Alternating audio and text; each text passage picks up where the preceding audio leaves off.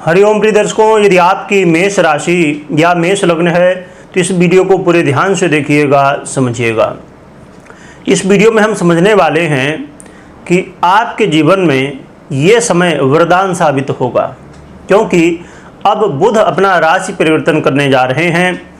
बुध एक ऐसे ग्रह हैं जो जीवन में बहुत कुछ बदलाव करते हैं, और देखा जाए कि आपको लग रहा होगा कि बुध का परिवर्तन तो होता ही रहता है। अब जैसे देखा जाए तो बुध का परिवर्तन अभी 14 जून को होगा और फिर जो है 29 को होगा। तो ये जो परिवर्तन है तो कम समय के लिए, परंतु प्रभाव उतना ही ज़्यादा डालता है, क्योंकि जो भी ग्रह जितने समय के लिए किसी राशि में आता है तो वो अपना प्रभाव दे के जाता है। इसी तरह अब जैसे हम चंद्रमा की ही बात करें तो 2.25 दिन में एक राशि में परिवर्तन करते हैं। तो चंद्रमा 2.25 दिन में ही जिस राशि में जिस भाव में गोचर करते हैं तो वो प्रभाव अपना देते हैं। और चंद्रमा का, बुध का, शुक्र का ये कम समय के लिए एक राशि में रहते हैं, राशि बदलते रहते हैं। इनका जो प्रभाव है वो जल्द ही मिल जाता है। बाकी जैसे देवगुरु बृहस्पति, शनि की बात करें तो ये लंबे समय तक एक राशि में रहते हैं, तो ये रिजल्ट मिलने में भी समय लगता है, परंतु इनका रिजल्ट, बुध का रिजल्ट बहुत जल्दी मिल जाएगा, क्योंकि ये परिवर्तन 15 दिन के लिए ही है। तो बुध अब अपनी राशि मिथुन राशि में गोचर करेंगे। इनकी स्वयं की साधारण राशि है, और स्वयं की राशि में गोचर करते हुए आपके तृतीयेश और षष्ठेश हैं और आपके तृतीय भाव में गोचर करेंगे। तो आपके जीवन में क्या प्रभाव डालेंगे ये समझते हैं।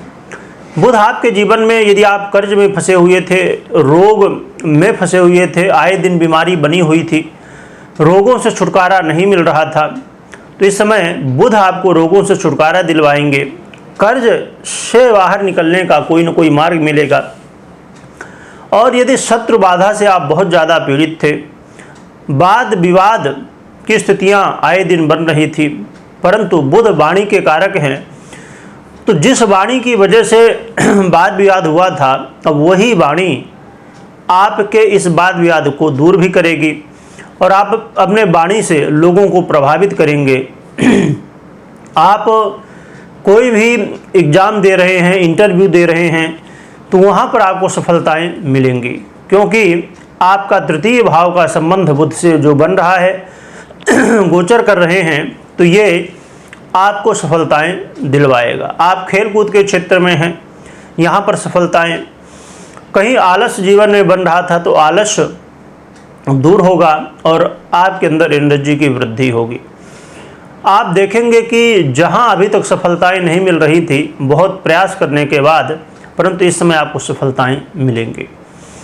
इसके अलावा देखा जाए कि आप ऐसा कोई काम करते हैं जो कि लीडरशिप का काम है, वहाँ लीडरशिप, अब जैसे बहुत सारे ऐसे काम होते हैं। अब जैसे कोई मैनेजर की बात करें, आप किसी कंपनी में मैनेजर हैं तो वो लीडरशिप हो गई, तो आपको यहाँ पर लाभ मिल सकता है। इसके अलावा जो लोग ऐसा काम करते हैं जहाँ पर साहस की आवश्यकता है, उन लोगों को साहस से संबंधित जो समस्या थी, यानी कि आत्मविश्वास मजबूत अभी नहीं हो रहा था, आत्मविश्वास में कमी देखने को मिल रही थी, तो अब आत्मविश्वास भी बनेगा। और देखा जाए तो बुध का ये जो परिवर्तन है, ये बहुत महत्वपूर्ण परिवर्तन है, क्योंकि बुध यहाँ पर शुक्र के साथ युति करेंगे और सूर्य के साथ भी युति करेंगे, जिससे बुधादित्य योग का निर्माण हो जाएगा और इसका पूरा लाभ आपको मिलने वाला है। साथ में शुक्र के साथ युति होगी तो लक्ष्मी नारायण योग का भी निर्माण होगा। इसलिए देखा जाए तो ये जो परिवर्तन है, और त्रिग्रही योग भी बन जाएगा, तो ये जो बुध का परिवर्तन है ये अपने आप में वरदान है आपके लिए। तो ये बहुत सारे लाभ आपको मिलने वाले हैं। साथ में देखा जाए तो आपको इस बात का विशेष रूप से ध्यान रखना होगा, क्योंकि आप की जो राशि है, आपकी लग्न है मेष, इसके अधिपति मंगल हैं। तो मंगल जो है ना, तो इनकी स्थिति को समझना ज़रूरी होगा। वैसे तो मंगल की स्थिति ठीक है इस समय, परंतु आपका इनके साथ जो संबंध है मंगल का और बुध का, ये बहुत ज़्यादा ठीक नहीं है, क्योंकि मंगल और बुध ये आपस में शत्रुता इनकी है। इसलिए आपको यहाँ पर इस बात का विशेष रूप से ध्यान रखना है कि जो आपके विपरीत हैं उनका पूरी तरह से सम्मान करिए, और किसी भी तरह आपको अपने कारक तत्व को नहीं भूलना है। यानी कि जल्दबाजी आपका विशेष रूप से एक स्वभाव है, आप बहुत जल्दी निर्णय ले लेते हैं। तो इस बात का ध्यान रखना कि जब बहुत जल्दी निर्णय नहीं लेना, सोच समझ के निर्णय लेना है। बाकी बुध की स्थिति जो है तो आपको लाभ दिलवाएगी और आप सही निर्णय ले पाएंगे, परंतु जल्दबाजी में नहीं लेना चाहिए। और उपाय की बात करें तो भगवान गणपति की आराधना करने से आपके जीवन में जो समस्याएं हैं वो दूर होंगी, बुध का और भी बेहतर परिणाम आपको प्राप्त हो सकेगा।